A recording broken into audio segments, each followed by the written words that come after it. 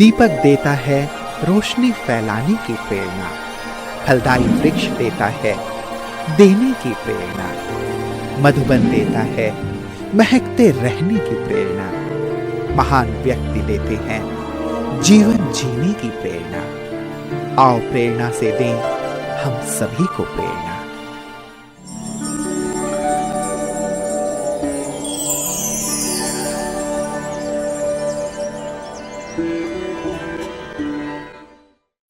अंबड़ भारत के महाराष्ट्र राज्य के जालना जिले में एक नगर पालिका परिषद वाला शहर है। अंबड़ हिंदू देवी मत्स्योदरी को समर्पित अपने मंदिर के लिए प्रसिद्ध है। अंबड़ ब्रह्मा कुमारी ईश्वरीय विश्वविद्यालय के मुख्य संचालिका हैं मीरा दीदी जी। आपका जन्म 1964 में जालना में हुआ। बचपन से ही आप भक्ति एवं खेलकूद में विशेष रुचि रखती थीं। आप सरलता, सादगी, विनम्रता, ईमानदारी आदि दिव्य गुणों से भरपूर आत्मा है। 1983 में आपको ईश्वरीय ज्ञान की प्राप्ति जालना से हुई और 1984 में आपने अव्यक्त बाप दादा से ईश्वरीय मिलन मनाया। बाप दादा एवं दादियों से प्रेरणा लेकर तुरंत ही ईश्वरीय सेवा में आप समर्पित हो गईं।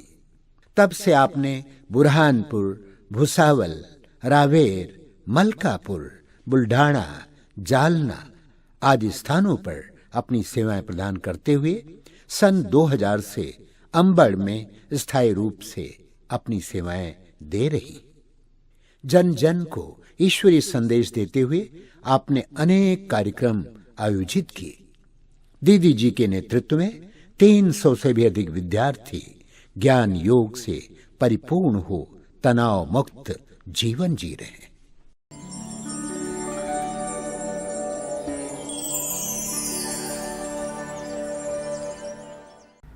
ओम शांति। जालना में मेरा जन्म एक बहुत ही भक्ति भावना संपन्न परिवार में हुआ। पिताजी और माताजी देवी के भक्त थे और पिताजी जो थे वो बहुत ही संस्कृत के विद्वान पंडित शास्त्री माने जाते थे और उनका आज भी जालना में उनके नाम से श्री राम ग्रंथ संग्रहालय चलता है। तो उसमें वेद शास्त्र ग्रंथ उपनिषद सबके वो बहुत विद्वान पंडित माने जाते थे और इसके कारण घर का वातावरण जो था वो बहुत ही भक्ति संपन्न और सात्विक था। माताजी भी हमारे अंदर जो है बचपन से ही भक्ति के संस्कार भरते थे। इस कारण हमें बचपन से देवी की ज़्यादा आराधना या भक्ति करने का शौक़ था और शिव जी की भी मुझे बहुत आकर्षण शुरू से होती थी। अब जब मैं थोड़ी बड़ी हुई और पढ़ाई मेरा पूरा हुआ तो पढ़ाई पूरी होते से ही डिग्री मिल गई और मुझे नौकरी भी मिल गई और उसी समय मुझे बाबा का भी परिचय मिला। तो घर का वातावरण एकदम बहुत खुशहाल था कि इसकी पढ़ाई पूरी हो गई और इसको नौकरी भी मिल गई है। तो लौकिक में गवर्नमेंट स्कूल में मेरे को टीचर का जॉब मिला था और इधर बाबा का भी परिचय मुझे उसी समय मिला। दोनों भी बातें मेरे जीवन में जो है एक साथ हुई।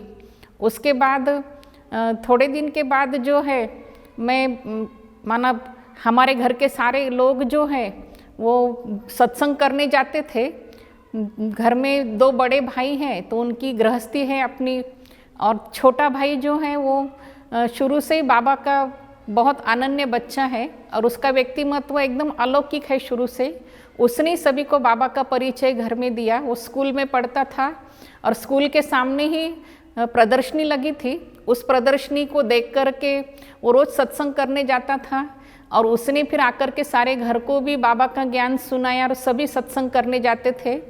मेरे को भी उसने कई बार बोला कि आप जाओ वहाँ पे बहुत अच्छा है, बहुत अच्छा ज्ञान सुनाते हैं, आपकी जैसी छोटी छोटी बहनें वहाँ पे हैं। लेकिन मैंने उसकी बात कभी जल्दी मानी नहीं। लेकिन एक बार जब पढ़ाई पूरी हुई और सब सहेलियाँ मेरे यहाँ आई हुई थी तो उसने सहेलियों को बोला कि आप एक बार प्रदर्शनी देख के आओ सभी। तब वो सहेलियाँ फोर्स करने लगी, तब मैं उनके साथ प्रदर्शनी में गई और देखा तो वहाँ का वातावरण एकदम अलौकिक था, शांतिपूर्ण था। तो वहाँ जाते से महसूस हुआ कि मुझे यही चाहिए था, यही वातावरण जो है मुझे आवश्यक है जीवन जीने के लिए। और फिर मेरे को एक प्रकार से वहाँ की लगन लग गई और मैंने वहाँ पे फिर थोड़े दिन जाकर के ज्ञान सुना। फिर बाद में एक दिन बहुत ही मेरे को आकर्षण हो रहा था कि जल्दी सेंटर पर जाए, जल्दी जाए। तो मैं बहुत जल्दी सेंटर पर पहुँची तो देखा कि वहाँ बहुत चहल पहल चल रही थी, भोग बन रहा था। और मैं वहाँ भोग बनाने के जगह भंडारे में पहुँची तो मैं किसी को पहचानती नहीं थी। तो आदरणीय सुलभा दीदी वहाँ पे थे, उन्होंने बहुत प्यार से मुस्कुरा कर मुझे अपने पास बुलाया और कहा आप आज इतने जल्दी आ गए। तो मैंने कहा हाँ, लेकिन आज तो यहाँ पे सब इतनी चहल पहल है, क्या है यहाँ पर आज। तो उन्होंने मजाक में कहा कि आज आपकी ना सगाई है। तो मेरे को सुनकर के बड़ा आश्चर्य लगा कि सगाई है। तो कहा हाँ, आज 18 जनवरी है, बाबा का स्मृति दिवस है, तो आज सारा दिन आपको यहीं रुकना है। तो मुझे तो बाबा का भी पूरा परिचय मालूम नहीं था, 18 जनवरी क्या है ये भी मालूम नहीं थी। लेकिन संगठित रूप में योग चल रहा था, मेरे को भी बाबा के फोटो के सामने बिठाया गया। तो आश्चर्य की बात है, मेरे को बाबा का परिचय नहीं, ज्ञान भी इतना नहीं था, लेकिन उस समय बाबा से मुझे इतने अद्भुत अनुभव हुए, जो समय कैसा निकल गया पता ही नहीं पड़ा। और वो जो इतने सुखद अनुभव थे जो आज तक भी नहीं मैं भूल पाई। और मैंने उसी समय निश्चय किया कि मुझे भी अपना जीवन ऐसा ही बनाना है। फिर घर में जब मालूम पड़ा तो घर में जितने सत्संग करने आते थे सब रुक गए, उनको डर बैठ गया कि ये कहाँ वहीं पर न चली जाए, उनकी न हो जाए। फिर उन्होंने अलग अलग प्रकार के बंधन डालना शुरू किया। तो छोटा भाई और मैं, हम दोनों ही लगन से रोज क्लास करते थे। पिताजी कहते थे कि अपने घर में ग्रंथ है, वेद उपनिषद है, सब कुछ है, तुम ये पढ़ो घर में बैठकर, वहाँ रोज जाने की क्या जरूरी है। उनको भी डर था कि कहीं ये वहाँ की न हो जाए, वहाँ न चला जाए। तो इस रीति से मैंने उनको कहा कि नहीं, वहाँ पे जो बाबा आते हैं परमात्मा, वे तो अभी आकर के ज्ञान दे रहे, सभी वेदों शास्त्रों का सार सुना रहे। और वो सार सुनने के लिए हम मुरली सुनने के लिए वहाँ जाते हैं। ये ग्रंथ आदि तो पता नहीं सैकड़ों साल पहले किसने लिख के रखे हैं, उसमें हमारा कोई विश्वास नहीं है। इस रीति से मुरली के प्रति प्यार और बाबा के प्रति प्यार मेरा बढ़ता गया। वहाँ पे रोज हम जाने लगे तो हमारे प्यारे दीदी, सबसे बड़े दीदी सुधा दीदी भी बहुत अच्छी पालना हमको देते थे। उन्होंने एक दिन रुका करके मेरे को बाबा की जीवन कहानी दी और कहा कि ये कहानी, जीवन कहानी जो है वो आप पढ़ो। तो मैंने वो बाबा की अद्भुत जीवन कहानी पढ़ना शुरू की और एक बार शुरू की तो उसको पूरा पढ़ने के बाद ही रुका। तो मुझे उसको पढ़ने से इतनी प्रेरणा मिली कि बस अभी मुझे तो यही सेवा करनी है, बाबा की सेवा में अपना जीवन सफल करना है। तो नौकरी में भी, उसमें भी मेरा मन नहीं लगता था। तो मैंने दीदी को कहा, तो दीदी ने कहा आप बाबा से मिलने के लिए चलो। तो हम बाबा से मिलने के लिए गए मधुबन में। तो उस समय मधुबन का वातावरण तो ऐसे लगा जैसा मैं अपने घर में पहुंच गई हूँ, ये मेरा अपना सही ठिकाना है। मधुबन में कदम रखते से मेरे को ऐसे अलौकिक अनुभव होने लगे। उस समय बाबा पांडव भवन में आते थे, ओम शांति भवन में आते थे, पांडव भवन में हम लोग रुके हुए थे। और वहाँ का वातावरण बहुत ही अपनेपन वाला, पर जैसे कि अपने परिवार में अपन पहुँचे। परिवार वाले भी इतना प्यार नहीं करते, इतना प्यार सबसे मिलता था, वातावरण ही ऐसा अलौकिक था। और ओम शांति भवन में जब बाबा आने का दिन था तो उस दिन जैसे ही हम बाबा के सामने बैठे तो कन्याओं को उस समय बहुत रिस्पेक्ट देते थे और सबसे सामने बिठाते थे स्टेज के। बाबा के और हमारे बीच में कोई दूरी नहीं थी, एकदम सामने से बाबा दिखाई देते थे। जैसे बाबा की पधरामणि दादी के तन में हुई और बाबा ने दृष्टि दी तो उस समय इतने प्यार का अनुभव हुआ, जैसे लग रहा था कि जन्म जन्मांतर की मैं प्यासी आत्मा हूँ और मेरी जो प्यास है वो बाबा के प्यार से तृप्त हो रही है। तो एक जैसी आँखों से आंसुओं की धारा बहती जा रही थी, रुकने का नाम ही नहीं लेती थी। बाबा इतना अपलक जैसे कि मुझे ही देख रहा है, निहार रहा है, ऐसा बड़ा सुंदर अनुभव मुझे उस समय पूरा समय होता रहा। कॉपी पेन लेकर मैं बैठी थी, लेकिन कॉपी और पेन भी मुझे दिखाई नहीं दे रहा था, न मैं उसको एक शब्द भी लिख पाई। और इस रीति से उस समय बाबा एक एक से मिलते थे। स्टेज पर जाकर के हम लोग बाबा से मिले तो बाबा ने बहुत प्यार से दृष्टि दी। उस समय बड़े दीदी सुधा दीदी भी बाबा के बाजू में बैठकर परिचय दे रहे थे। तो उन्होंने कहा कि ये बंधन वाली कन्या है, बाबा इसको बहुत बंधन है, इसका एक भाई है वो भी नहीं आ पाया, उसको आने का था लेकिन बंधन होने के कारण वो नहीं आ पाया। तो बाबा ने बड़े प्यार से बूंदी के लड्डू, उस समय बाबा अपने हाथ से दे रहे थे सभी को, तो बड़े प्यार से लड्डू उठाकर मेरे हाथ में दिया और कहा उसको भी दो, माना भाई के लिए प्रसाद बाबा ने दिया। और फिर मेरे लिए कहा कि तुम तो शिव शक्ति हो, तुम बंधन मुक्त हो, अपने को कभी भी अकेले नहीं समझो, अकेले समझेंगी तो बंधन आएंगे, इसलिए हमेशा समझो कि बाबा साथ है, तुम शिव शक्ति हो। तो ये बाबा का पहला वरदान मुझे मधुबन में मिला। और दीदी की तरफ देखकर बाबा ने कहा कि ये बहुत सेवा करेंगी, इसको कोई बंधन नहीं रहेगा। और वैसे फिर वहाँ से आने के बाद मुझे डर था कि कहीं घर वाले अभी मालूम नहीं क्या बोलेंगे क्या करेंगे, क्योंकि मैं उनको बता करके भी नहीं गई थी, खाली इतना ही बोला था कि मैं मधुबन जा रही हूँ। उनके हाँ या ना का मैंने इंतजार भी नहीं किया था। लेकिन देखा घर में आने के बाद सारा वातावरण एकदम शांत था, किसी ने कोई विरोध नहीं किया, कोई कुछ बोला भी नहीं। तो ये बाबा के वरदान का कमाल था, जो आते आते तक ही माहौल पूरा चेंज हो चुका था। उसके बाद मेरी लगन तो दिन ब दिन बढ़ती ही गई।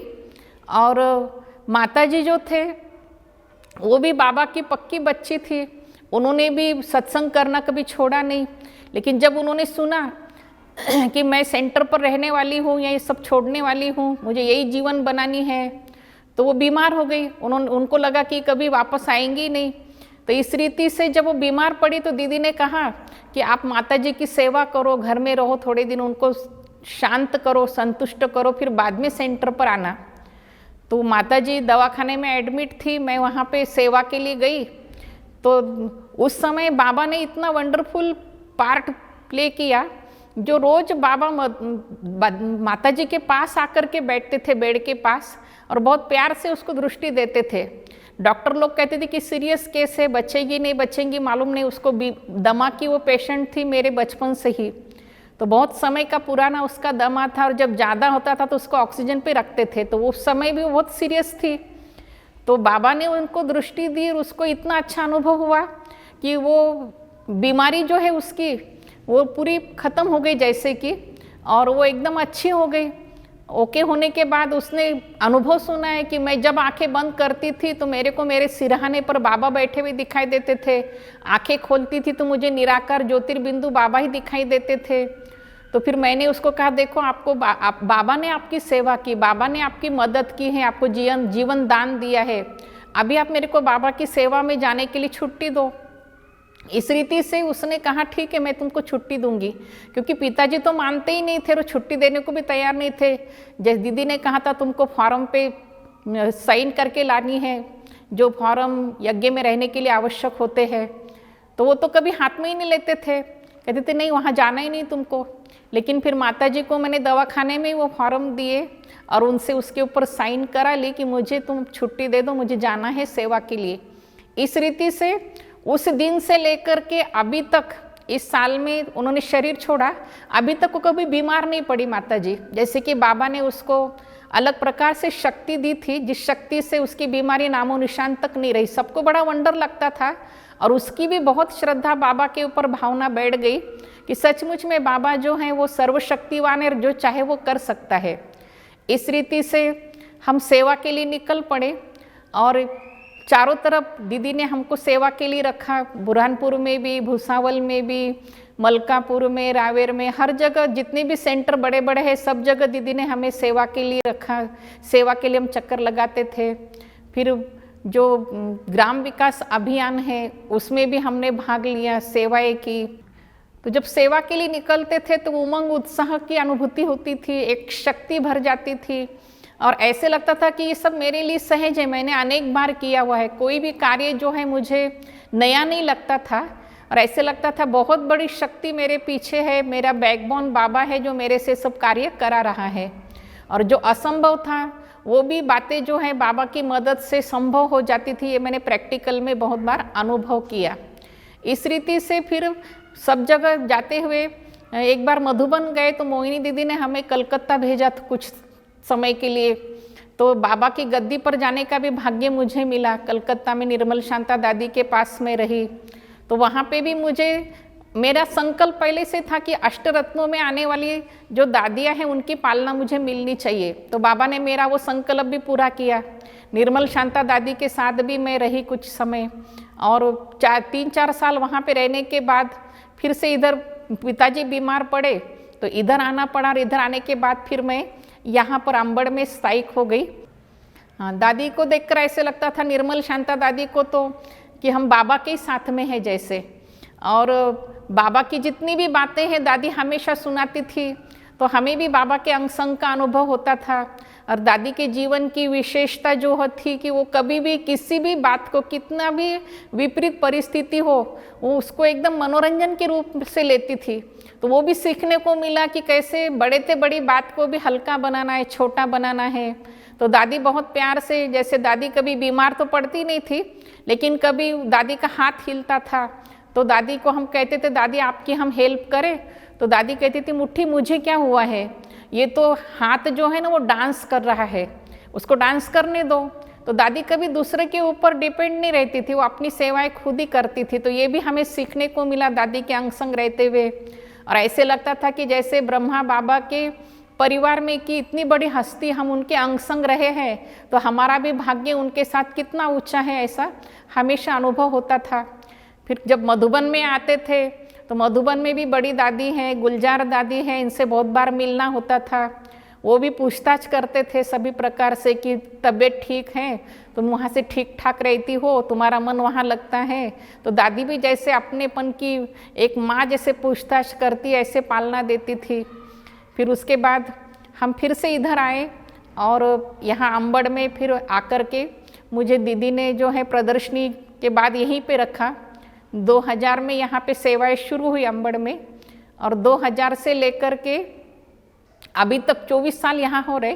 तो 24 साल मैंने यहाँ पे सेवाएं देती रही हूँ, और ऐसे कभी नहीं लगा कि कुछ बातें अपने जीवन में कमी है या कोई मुश्किलात है। नहीं, सदैव बाबा के साथ का भरपूरता का अनुभव, संतुष्टता का अनुभव होता रहा। और ऐसे लगता था कि ये जो जीवन है सेवा के लिए बाबा ने दी है, तो ये बाबा की सेवा में अंत तक लगी रहे। तो इस रीति से यहाँ आने के बाद भी हर गांव में जाकर के, गांव-गांव में जाकर के ग्राम विकास अभियान जो निकाला था उसमें भी मैंने भाग लिया। और सभी गांवों में जाकर हम लोगों ने व्यसन मुक्ति है, बाबा का परिचय है, उसके ऊपर अलग अलग कार्यक्रम किए। अनेक लोगों को व्यसनों से छुड़ाया, मुक्त किया। इस रीति से जो है अनेक प्रकार की सेवा यहाँ आने के बाद भी होती रही। कभी पुलिस स्टेशन पर जाकर के सेवाएं दी, कभी बैंक ऑफिसर वालों को जाकर के राखी रक्षाबंधन के प्रोग्राम हम लोगों ने किए। ऐसे अनेक प्रोग्राम यहाँ पर हर साल होते रहे। हाँ, सुधा दीदी जो थे उन्होंने तो बहुत अपनेपन से हमें हमारी पालना की। उन्होंने हमें प्रेरणा दी।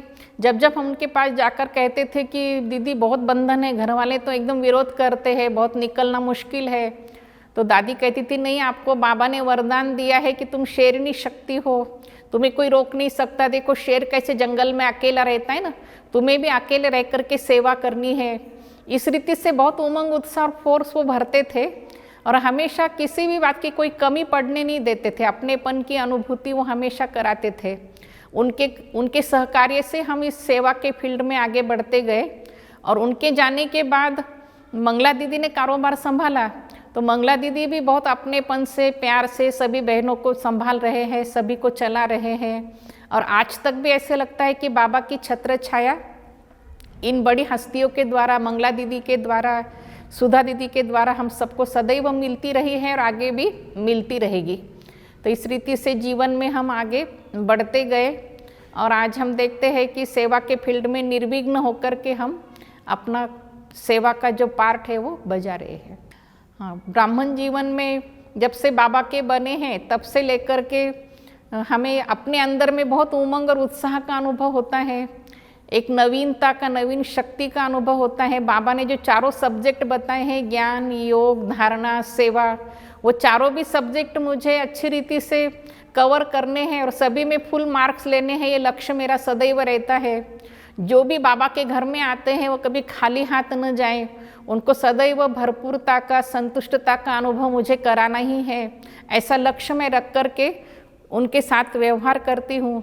और इस रीति से कितनी भी परिस्थिति आती है, कोई भी विपरीत बातें सामने आती, ऐसे तो आती नहीं लेकिन आती भी है, तो उस समय एकदम मुझे लाइट रहना है, हल्का रहना है, मुझे हमेशा सबके लिए समाधान स्वरूप रह कर के चलना है। इस लक्ष्य को लेकर के मैं उस परिस्थिति को पार कर लेती हूँ और ऐसे लगता ही नहीं कि परिस्थिति, एकदम लाइटनेस का, हल्केपन का उसमें अनुभव होता है और बड़े से बड़ी बात भी छोटी लगती है। तो इसका कारण ये है कि मेरा पर्सनली योग के प्रति बहुत रुचि है। मैं समय निकाल करके भी योग का अभ्यास करते रहती हूँ और अमृत वेला मेरा तब से लेकर के, जब से बाबा की बनी तब से लेकर अभी तक कभी मिस नहीं हुआ है। कभी एक आध बार ट्रेन में जाते आते उस समय हुआ होगा, बाकी कभी मिस नहीं हुआ है। वर्तमान समय तो यही लक्ष्य रखा है कि बाबा जो अभी संपन्नता चाहता है, संपूर्ण स्थिति बनाने के लिए चाहता है, वैसे हम बना करके दिखाए। सबके साथ में रहते हुए, कार्य व्यवहार में सब कुछ निभाते हुए भी अपनी जो स्थिति है वो इन सब बातों से उपराम और न्यारी रख करके जो अपना मेन लक्ष्य है, फरिश्ता बनना है, कर्म बंधन मुक्त बनना है, उसका ज़्यादा से ज़्यादा अभ्यास करके उस लक्ष्य तक पहुंचना है, उसको पाना है। ये लक्ष्य रख करके हम पुरुषार्थ करते हैं। इसी जन्म में मुझे जीवन मुक्ति का अनुभव करना है। अंतिम समय में यही है, लक्ष्य है कि बाबा के सिवा कोई भी याद न आए और अंत समय में जो है बुद्धि मन एकाग्र रहे, शांत रहे और शांति से हम बाबा को याद करते करते बाप समान बन कर के जल्दी से जल्दी बाबा को भी प्रत्यक्ष करें, अपने कर्मों के द्वारा, अपने चाल चलन के द्वारा, चेहरे के द्वारा। इस पर मेरा बहुत अटेंशन रहता है कि कहीं पर भी बाबा का जो नाम है वो सदैव प्रत्यक्ष होना चाहिए, बाबा का नाम बाला होना चाहिए। ये मेरा वर्तमान समय लक्ष्य रहता है। हाँ, ब्राह्मण भाई बहनों के प्रति भी मेरा यही विशेष संदेश है कि अभी जैसे बाबा समय का इशारा दे रहा है कि समय बहुत नाजुक चल रहा है, अंत का समय है और समय को देखते हुए अभी जल्दी से जल्दी हम अपना पुरुषार्थ तीव्र गति से करें और अपने मंजिल तक पहुँचे। आलस है, अलबेलापन है या कोई भी कमी कमजोरी के वश होकर के जो समय व्यर्थ गवाते वो न गवा करके बाबा समान बन कर के बाबा की सेवाओं को जल्दी से जल्दी संपन्न करें और अपनी स्थिति को भी मजबूत परिपक्व बनाएं ताकि हम अपने लक्ष्य को पा सके। तो सभी भाई बहनें जो है वो बाबा की श्रीमत का सच्चे दिल से पालन करें, क्योंकि बाबा की श्रीमत में ही बहुत शक्ति होती है।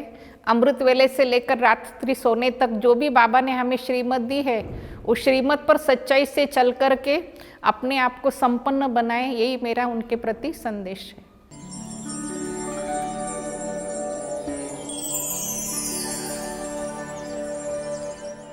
दीदी बहुत ही शांत प्रिय आत्मा है और साथ में दीदी जी जो है तो उन्होंने अनेक आत्माओं को अपने ज्ञान और योग द्वारा, अपने स्थिति द्वारा जो है ज्ञान योग की पालना देकर आगे बढ़ाया।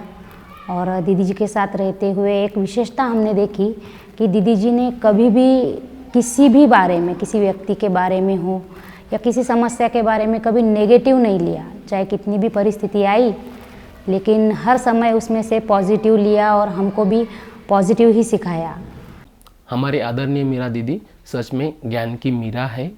वह अनुशासन प्रिय है, लव एंड लॉ का बैलेंस उनमें बहुत अच्छा है। हमने बचपन से देखा है कि दीदी ने बहुत सारी सेवाएं की है। हमारा पूरा परिवार दीदी ने ज्ञान में लाया है। हमारा घर घर नहीं तो हमारा मंदिर हो गया है। हमारी दीदी का बहुत अच्छा विशेष गुण है डिसिप्लिन का। टाइम पे मुरली क्लास लेना, टाइम पे अमृत वेला करना, टाइम पे नुमा शाम करना, चाहे कोई भी बात हो टाइम पे करना। हमारा दीदी का आज तक अमृत वेला कभी भी मिस नहीं हुआ हो, चाहे रात की 2 बजे किसी कारण सोए हुए हो या बीमार हुए हो।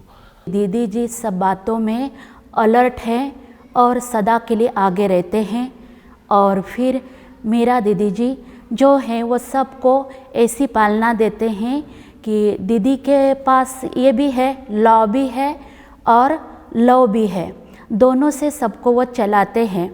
और जैसे भक्ति मार्ग में जैसे कहते हैं कि मीरा है तो वह दीवानी होती है भगवान की, तो सचमुच मैं दीदी के अनुभव से यही देखती हूँ कि उनका भी बाबा के प्रति इतना ही जिगरी प्यार और लव है। दीदी जी के साथ रहकर मुझे बहुत अपनेपन की भावना आती है। दीदी जी विशिष्टताओं के खान है। दीदी जी हर सेवा उमंग उत्साह से करते हैं और दीदी जी का हाजी का पाठ भी बहुत पक्का है। दीदी जी से मैंने हर सेवा कैसे उमंग उत्साह से करना है और हाजी का पाठ, ये मैंने 2 विशेषताएं विशेष सीखी है। और दीदी जी हर आत्मा के प्रति शुभ भावना रखती है। दीदी जी के पास जो भी आत्मा आती है वो संतुष्ट और भरपूर हो जाती है। दीदी जी बहुत हड्डी हड्डी सेवा करते हैं। दीदी ने हमें इस ज्ञान का और योग के विषय में जो समझानी दी, उससे प्रभावित होकर हमने ज्ञान में आना चालू किया। उस समय से ही दीदी ने हमारे पे बहुत एक अपना प्रेम से और निष्ठा से ऐसा अपना बनाया कि जिससे हमें मुड़ के वापस जाने की इच्छा नहीं हुई कि भाई लौकिक जीवन और अलौकिक जीवन दोनों के विषय में उन्होंने बहुत अच्छी समझानी दी। दीदी की जो ज्ञान और योग की जो भी शिक्षाएं हैं, तो इसमें ज्ञान की तलवार दीदी की इतनी तीखी और तेज़ है कि उसमें ज्वालामुखी और पावरफुल योग का जो जौहर है वो इतना भरा हुआ है कि उससे हम मुरली सुनते समय सब देही अभिमानी बन जाते हैं और ऐसी भावना नहीं होती कि हम शरीर में हैं। तो इस रीति दीदी ज्ञान और योग पर बहुत ही मदार उनका है। आदरणीय मीरा दीदी का व्यक्तिमत्व ही प्रेरणादायी है। अथक सेवाधारी, तपस्वी मूर्त, ज्ञान से भरपूर, गुणग्राही, गुणदाता। हमारे दीदी बहुत ही शिस्तप्रिय है और हर आत्मा के प्रति बेहद की सोच है। हमारे दीदी जब भी बाबा की मुरली सुनाते हैं तो बहुत ही प्यार से सुनाते हैं, जो मैं उसमें खो जाती हूँ।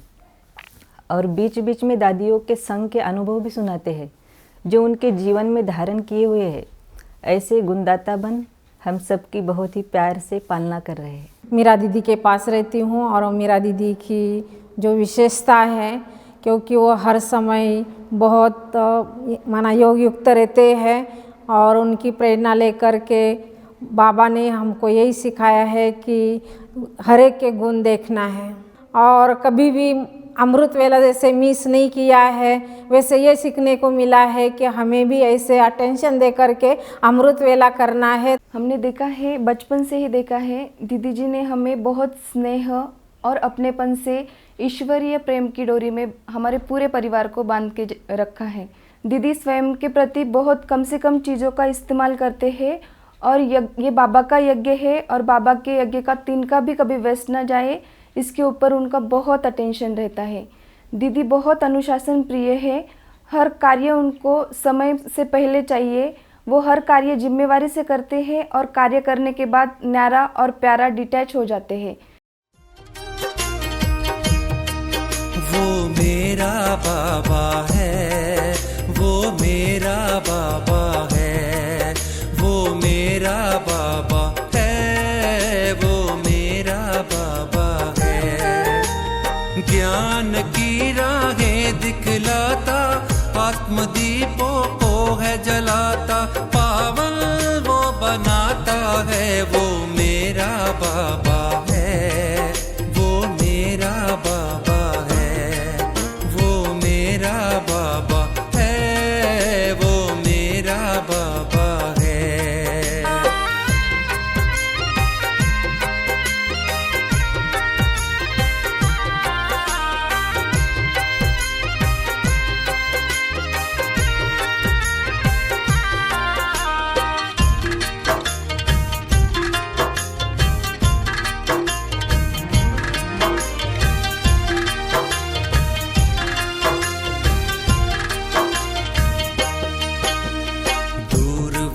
का रहने वाला, मीठे बच्चे कहने वाला,